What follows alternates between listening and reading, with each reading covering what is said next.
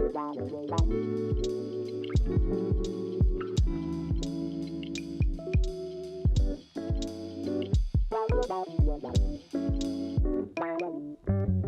this episode of our Eurotrip videos, I want to talk a little bit about the gear that got me through the 10 days of riding through the Alps.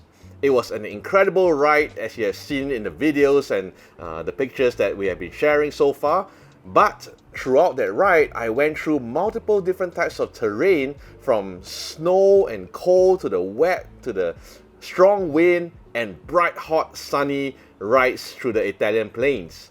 Now, the reason I was able to go through all that and was perfectly insulated the whole way was because I was very, very well equipped with this brand called Klim. And the people that bring it here in Singapore are none other than Reginald Specialties. And today, I'm here in Reginald Specialties with the man himself, Xavier. Hi, hello. All right, so I came to Xavier back in October, I think, and I told him, I'm going on this ride through the Alps. I'll be going through the Italian Alps, Austrian Alps, Swiss Alps. And I said, what is the right equipment that I need in order to do this ride safely and comfortably, right? And he thought about it for a while and he told me the stuff you need is Klim. You know, the first 2 days of riding, we went out. We were absolutely rained out. You know, it was raining non-stop. It got colder and colder as the sun set. But not a drop of water got in. What was I wearing on those 2 days? You were wearing the Klim Latitude set, and it's a full Gore-Tex gear. So, what do you mean by full Gore-Tex gear? Meaning it is a laminated Gore-Tex, as compared to a lot of other brands. They are doing like a not really a laminated Gore-Tex, but a Gore-Tex membrane. So when you open the vents, you do see a layer of membrane behind the vent. Yeah, I've seen that. Yeah, exactly. And whereas for Klim, they are using a laminated Gore-Tex, meaning the Gore-Tex is laminated on the outer shell itself. Okay. So when you open the vents, right, the air goes directly in. That is why in the hotter areas, you don't really feel the heat. Yeah. But when you close the vents, when you are going up in the snow, you know, it still protects you pretty well. And especially in the heavy rains, the downpours, you know, I felt it was absolutely sealed up. Yeah. The moment I closed all the vents, no wind and no rain. And I think wind was something that, you know, you don't experience much of it riding out here in Southeast Asia, especially in Singapore. Yeah. But when you're in a place where the winds are chilly and cold, you don't want any bit of it to get in the jacket at all. And this Klim Latitude that I was wearing had all those zippers to open up when I needed to cool down. At the same time, once I zipped it all up, everything kept really insulated and tight, right? Yes. There are lots of brands you could have chosen. You told me there were certain things about Klim that you particularly like. I mean, let's be honest, Klim is not the cheapest out here. The pricing is high, but there's a reason for it, right? There's guarantees and warranties on it. Yeah. Yes, exactly. So number one, for all their products, they provide you with a lifetime warranty for material and manufacturer defects. So if you have like the zip coming off, or like if you have like a stitch that comes off, right, just bring it back to us and we'll process the warranty for you. On top of that, they have 5-year gear guarantee as well. So what do you mean by gear guarantee? It means that if you have an accident, so regardless if it's your fault or not your fault, as long as you are not in the influence of any substances, you know, Klim in US, they have independent research lab. What they want is all these crash gears, and on top of that, from there they will do more research and development with everything that you provide them. That's how they improve themselves. So they want the equipment that has gone through some kind of a crash, just to test it out even more. Exactly. That's incredible. And it depends, you know, they also will check if the gear still works, you know, after the crash and everything. And from there, they will improve themselves. And because of that, after you have done your surveys and you have sent your gear to the US, they will replace you with one new set of gear. That's incredible. Yeah. So it's almost a one-for-one replacement. Exactly. If something like that happens. Exactly. So this is interesting, right? Very, very few gear brands, especially wearable gear, would have anything like that in terms of one-on-one replacement and all that. I thought it was really interesting. But let's talk a little bit more about the suit that I wore, because I don't need to replace anything on that thing. It worked perfectly well. In fact, I had a lot of comments from riders asking me, did it really keep it watertight? Right? It seems to be a really big question amongst a lot of riders right now. And from my experience, going through fairly heavy rain for 2 days straight. Now, it's out there in Europe when it starts raining. I'm not sure it was only my experience, but my experience was that when it rained the entire day. Like, it didn't stop. It was either drizzling or heavy downpour the whole time. It's just wet, right? And I was very grateful for gear because my friends who are riding with me, some who are not in climb gear, suffered a much worse fate than me, right? Yeah, I'm sure you've heard stories like that from others. Yeah. Exactly. So when we recommend the gears to our clients, right? Usually we will choose the kind of proper riding style for them. So when you approached me, you said that you're mainly doing mostly tarmac. That is why I chose the Latitude for you. It is a touring gear, mainly for roads, tarmac. You know, you're not doing like off-roads and stuff like that. So I want you to have a light enough gear, but at the same time still provide you with enough protection if anything does happen to you. You know, so you have your level 1 elbow, shoulder and back protectors, and of course you have your waterproofing and your vents. You know, that is just to improve your comfort when you ride. Yeah, end of the day you want to enjoy your ride when you go overseas, especially flying 12 hours just to be there, you know. It was a long way away from home. Yes.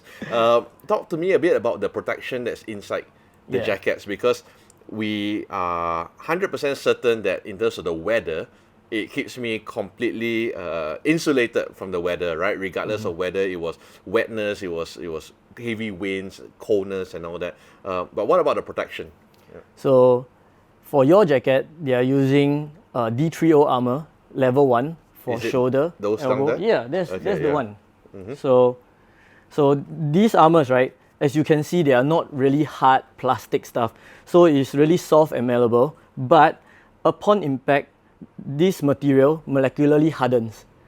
So as you can see, although it is soft, it still does protect you, but when you're riding and you're moving around, right, it still gives you the level of comfort that you need so that you won't feel, when you wouldn't really feel it like there when you ride it. Right. Shoulders. Yeah. So I remember feeling this, especially, I think this is the knee one if I'm not wrong, correct? Knee and elbow. Knee and elbow, right? Yeah. So the same piece. And I come from a time where my jackets were actually hard plastic pieces in my elbow, in my knee, and I remember them like sliding off and constantly wondering, when I need them, will they be in the right place, right? Especially when I'm wearing them. And when I was wearing this climb gear, I felt like, you know, all the armor felt like it's in the right place. But I did think it feels very soft. You know what I mean? It really feels like as though it's just like a foam padding down there, right? Yeah. So this technology they're talking about, it's like, is it recent? This whole molecular hardening thing and all that? It has been around for a while,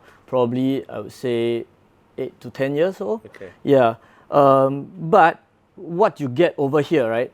You don't really feel the armor, but when you need it, it is definitely there to protect you. You know, the traditional armors, they are hard and rigid.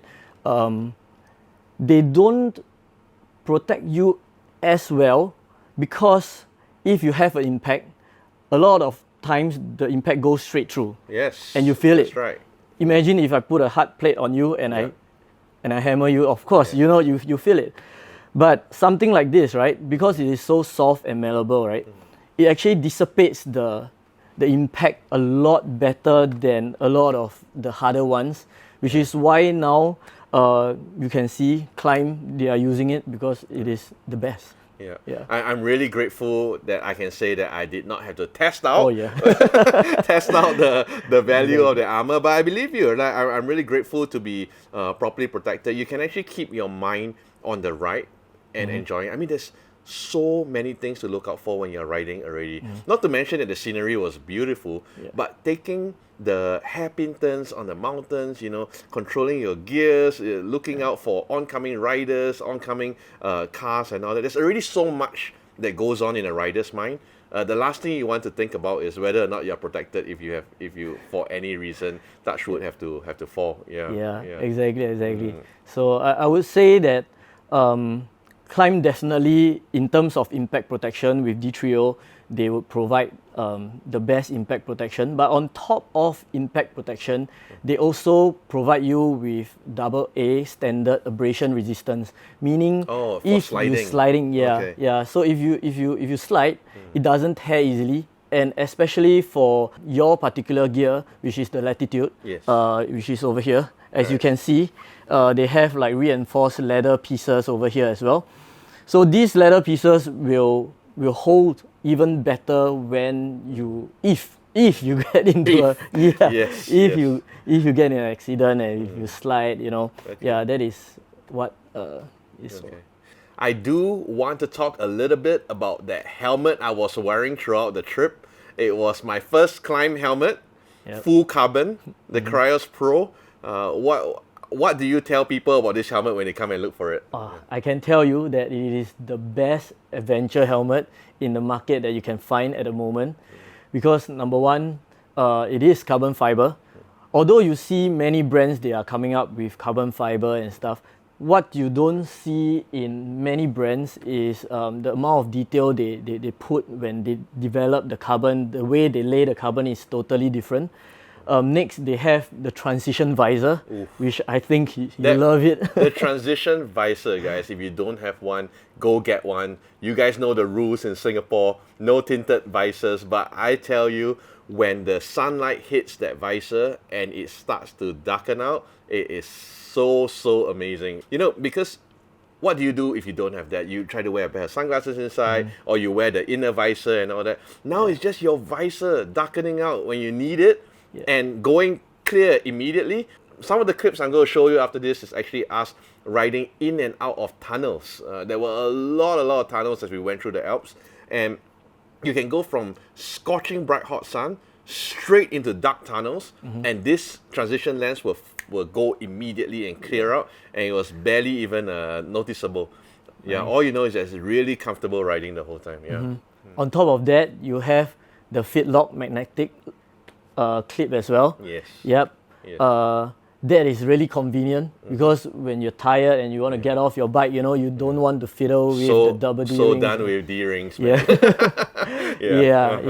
And internally, if you have noticed, the EPS foam, which is the styrofoam inside, behind it, you can see like honeycomb stuff. Yes, I saw that. So that is actually called choroid system.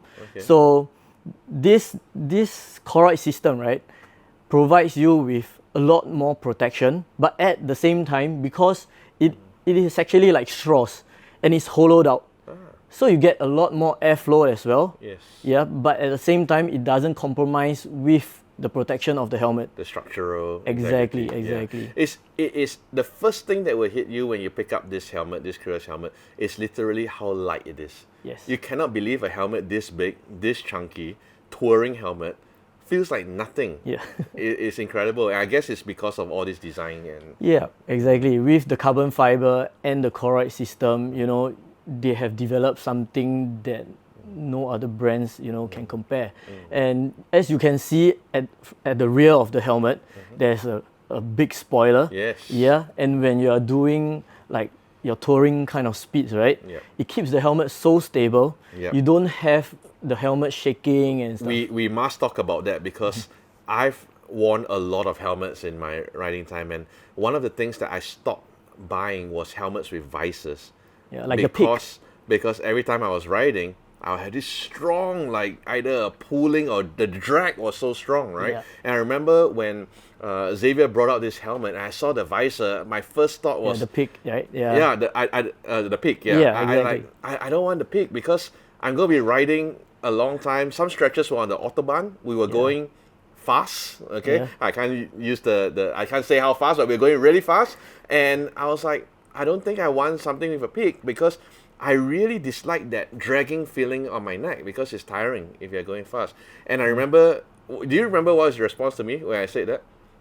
I have no idea. I forgot. You told me, don't worry, this has been tested at high speed. Oh, yeah. You will not have a problem. And then you started describing to me all these things about the spoiler and all Yeah, that. Yeah, it's exactly. really incredible technology. I felt almost no drag when I was riding at high speed, even with the peak. Yeah, exactly. The kind of aerodynamics that they have designed using, you know, like wind tunnel testing and everything, actually caused the helmet to have zero drag. Incredible. And it's the only helmet that I know with such a huge peak that doesn't have, you don't even feel the peak at all. That's right. You know? That's right. I used to have this like neck aches from my helmet getting so much drag due to the peak. You know, when I first bought helmets, what do I know, right? And the peak looked cool, so I got one with a peak, right? And I was like, ooh. After that, I went with like non-peak helmets, but this has been my first one back, and it's been an absolute joy to ride with. Yeah, I'm glad to hear it. Yeah. Awesome. Guys, I hope you guys enjoy the videos of us riding through Europe. Come check out the gear if you are planning for a trip like that, but not just to Europe. Basically, anywhere that you need good, proper protection from the weather or from, any kind of crash protection and stuff like that, please be properly suited up. That's what the messaging is for safety all the time. And come look for Xavier here at Regina Specialties for anything that you guys need. Yeah. Thank you so much. Thanks. Bye. If you like this video, please like and subscribe to this channel. We've got a lot more coming up soon.